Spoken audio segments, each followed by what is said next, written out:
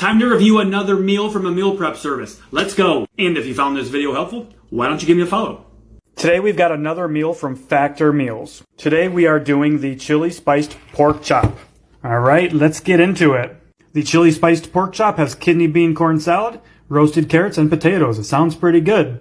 Let's take a peek at the nutrition information here. We've got 630 calories.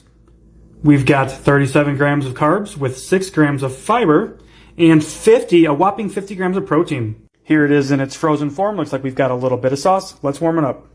All right, we've got it plated, and I gotta say, this is a pretty balanced meal, and it smells so good. We got the potatoes and carrots, we got the corn and beans, and we got our pork chops. And then we've got our sauce here. Let's go ahead and get this first bite. Looking really good here. It's got really good flavor, and you can really taste the seasonings.